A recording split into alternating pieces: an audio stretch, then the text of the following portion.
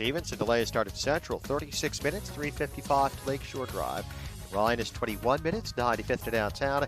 Inbound I-57, just a little heavy around the Calsag Channel after a crash. That's traffic. I'm Jim Talamonte on AM 560, The Answer. Chicago's Morning Answer continues next. Your official Chicagoland weather forecast from the 1 Hour Heating and Air Conditioning Weather Center. A humid day ahead, clouds and sunshine. Pretty good shot at an afternoon thunderstorm, probably after 2 p.m. We'll see what the National Weather Service does with that part of the forecast. High 89. A thunderstorm expected early this evening. Otherwise, partly cloudy, warm and humid. Low of 72. 76 at O'Hare, 73 Lakefront. Next news at 8. Chicago's Morning Answer with Dan and Amy continues next on AM 560, The Answer. Listen to AM 560, The Answer, online at 560theanswer.com, on the AM 560 mobile app, on your Alexa-powered smart speaker, on TuneIn, iHeart, and radio.com. Only the biggest stories, only the biggest guests, and only the biggest opinions. This is AM 560, The Answer. Top of the morning, Dan and Amy.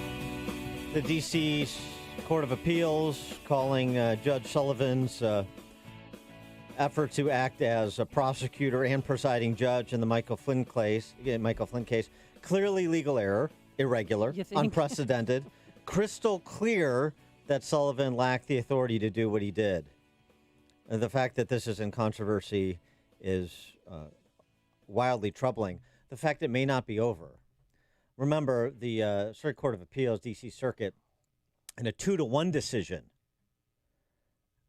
made that determination. So there was a member of that appellate court that agreed with Sullivan, or certainly didn't agree. Didn't agree with the majority, and so you could have Emmett Sullivan lodge an appeal for an en banc review, the entire D.C. Court of Appeals, which, by the way, has more Democrat nominated appointed justices than Republican appointed. Could it be a straight party line vote, as it were?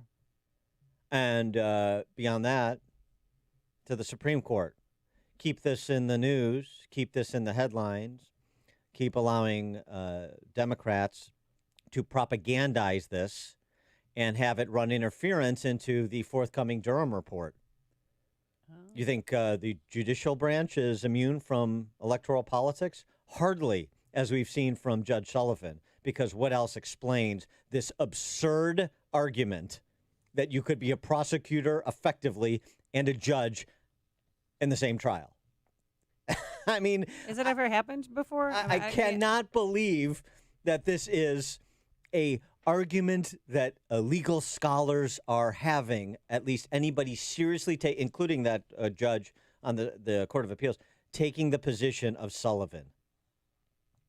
For more on this, we're pleased to be joined by Matthew Spalding. He is the Dean of Hillsdale College's Van Andel Graduate School of Government in D.C.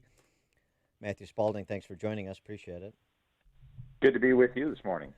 So do you agree with me that, Judge Sullivan has taken it this far? Why not ask for an en banc review? Why not appeal to the Supreme Court to keep it going? Well, I think that was actually part of the strategy and why this decision by Naomi Rao, recent appointee, really closed it down. So I think you're absolutely right. One of my broader concerns and what I've been writing about recently is it's very important that we not oftentimes we miss the forest for the trees. We focus on the particular thing. In this case, a particular individual did not receive due process. The normal way that would have happened, we went through this, it went back and forth. It turned out there was new evidence called exculpatory evidence that you cannot withhold from someone who's being tried. He finds that out. That changed the whole case. The prosecutor relooks at it and decides not to prosecute. This happens a lot. And if the prosecutor withdraws the case is over, because judges do not decide who to prosecute. It's called the separation of powers. The legislature passes the law that says what's illegal and not illegal. the executive executes the law, including law enforcement, and decides whom to prosecute, and then the judges try cases fairly before them. Right. I remember learning and that. This is a process. I remember learning that in great process violation. Right. So I remember learning that in fourth grade. Right. So Judge Sullivan knows that very well too. Well, he abused his power. Absolutely. Yeah. But you're right that increasingly what we're seeing here, and one of the broader things that I think should be disturbing for us, is the extent to which all three branches are, among other things, kind of changing their roles. Courts make laws oftentimes now, but they're increasingly also politicized.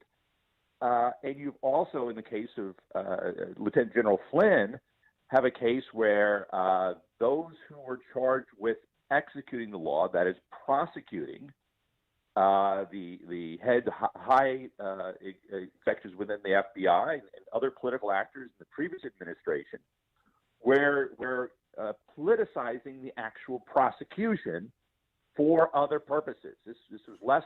It was only partially about Michael Flynn. Michael Flynn was merely the thing that was used to make a larger politicized investigation going after an incoming administration.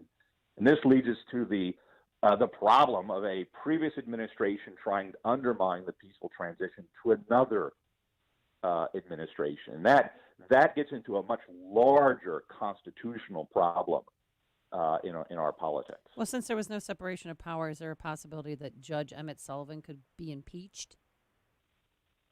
If the people want to impeach him, they could kick him out. I don't know. I guess he was not popularly elected. It would probably be hard to. Technically, there would be an argument to impeach him. This is a judicial violation that could be held against him, and he could be impeached. Very difficult. Those, the impeachments in the past have really occurred for very clear violations of ethical practice or a long series of abuses. This would probably be a harder one because it would be seen as a political move against him. But I think. I agree. He's not going to be impeached. I think there's been like 8 judges in American history that have been actually convicted and removed from the bench. So it rarely happens. But the idea that if you moved to make an example of him for the ridiculous thing that he did, that would be political. But what he did wouldn't be. But that would undermine the integrity of the court. But what Judge Sullivan did doesn't undermine the integrity of the courts. I mean, he made a fundamental transgression against the rule of law in this country, and I think it's being woefully underreported, underappreciated because of the political nature of Flynn's case. No, I think that's exactly right. And I think in the particular case, the best thing to do is to reestablish the rule of law, shut down that decision very quickly and swiftly. And it's because even liberal justices around the country, this really does go a step beyond. But I think the other thing to keep in mind here is Judge Sullivan seems to have been motivated by precisely what was at root in the Michael Flynn case in the first place, which is it was a politicized process from the beginning for the intention of going after an incoming administration. Remember, this stems back to the claims of Russian involvement, about him talking to the ambassador. Right. It's all tied in here together. We need to reestablish the idea that you can have a fair due process despite these political differences. We also need once it leads over into the courts, it's very difficult. And we also need to disabuse ourselves of the naivete that suggests that a lifetime appointment insulates one from the political vagaries of the day. We've seen time and time again from the high court on down that simply isn't the case. But the way I analogize this too, for the leftists who are just applauding the decision because they're in this ends justify the means mode when it comes to anything Trump related. Okay, so in Chicago, for example, Kim Foxx, the Cook County State's attorney, brings a murder charge against someone, and we find out that the police illegally obtained evidence against that person. So she dismisses the charges. And then a Cook County Circuit Court judge intervenes to say, no, I want to bring in a special prosecutor, even with respect to the evidence I know is illegally obtained, to continue this prosecution of this individual, even after the Cook County State's Attorney has moved to dismiss the charges. Would everybody be okay with that? And of course, the answer is no. Look, the reason, the great accomplishment of the American system, of the American founding, the American constitutional order, is to create a process by which we can have disagreements and we can have a fair rule of law and we can go through a deliberative process to come to just outcomes. Today, the popular view is we just want the outcome we want, and we don't care how you get there. But the how you get there is very important, because it won't be long between the shoe is on the other foot, and we need to defend the process by which individuals, in this case Lieutenant General Flynn or others of different political persuasions and different opinions, receive justice before the rule of law. If you throw the system out, which we're seeing happening in many places, we're talking about judges today, but people are now tearing down the statues and violating the rule of law in various cities. If you throw out the rule of law, you lose the process by which we can legitimately rule ourselves as a people through a democratic process. I mean, Abraham Lincoln warned of this in the 1830s. He saw this problem and what it means for destroying Republican government. And now Abraham Lincoln that's why all this is very important. And now Abraham Lincoln is the problem. He needs to be erased from history, and now too. We're tearing down Abraham Lincoln. Exactly. That makes no sense. So do you think in the Durham report we're going to find out who leaked the classified information about that December 2016 phone call? I don't know that particular, but I think that report, I mean, look, Durham, we'll see what happens with him, his reputation, but going into it, he was well-respected, is well-respected on both sides of the aisle as a straight shooter. He's been doing a lot of work. He's been following all the leads and doing what a good prosecutor, what a good investigator should do.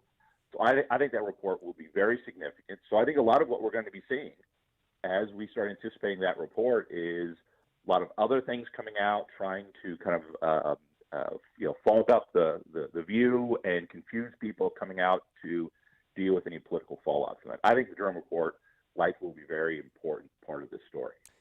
With respect to the FBI and other organs of the of law enforcement at the federal level, it strikes me that there's a lot of change on the outside to protect continuity on the inside going around. I mean, I'll give Christopher Wray the benefit of the doubt as that he's a person of integrity and he's trying to reform the FBI from within. I'll give him the benefit of the doubt, although it's difficult for me to do it. But I wanted to ask you, since you brought this up in your piece at realclearpolicy.com about the FISA courts. And Angelo Codavia, a professor emeritus at Boston U, who was one of the authors of the legislation that gave rise to the FISA courts, argues that they should be eliminated, that they are they're a rubber stamp that doesn't comport with the principles upon which our legal system is founded, as it turns out, as it's been in practice, and they should be discarded.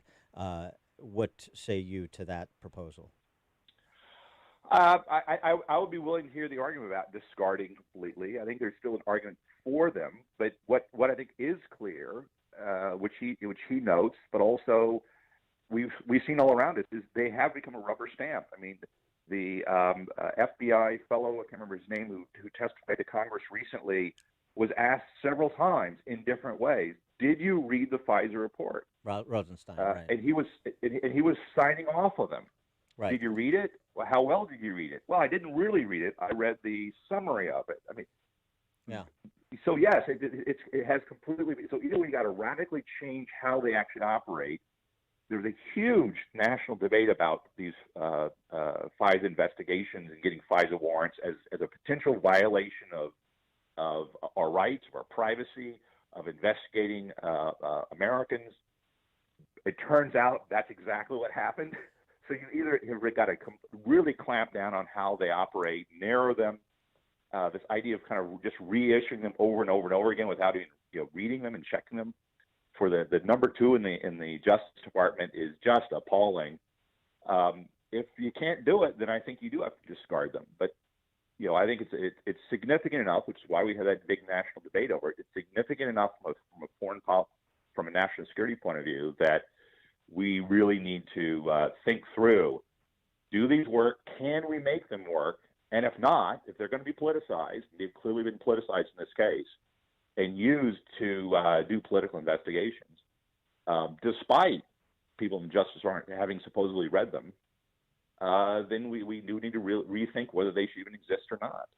He is Matthew Spalding, the Dean of Hillsdale College's Van Andel Graduate School of Government in D.C. Matthew, thanks for joining us. Appreciate it. Thanks for being with you. All right. Thanks. And he joined us on our turnkey.pro answer line. It's news, opinion, insight. This is Chicago's Morning Answer on AM 560. The Answer. Hey there, homeowners. Have you had that annoying experience of low water pressure in the shower where you hardly had enough pressure to wash the shampoo out of your hair? You know, the same shower that you have to yell, "Don't flush the toilet, I'm in the shower." Don't put up with this anymore. It's time to get rid of those old rusty corroded pipes and get brand new PEX or copper pipes. Repipe Specialist does repiping unlike anyone else. It's all they do. They've been giving customers great water pressure, clean, clear water, and a pipe leak-free home for over 27 years, serving over 50,000 customers. All in just 1 to 2 days at half the cost of a plumber with a lifetime guarantee.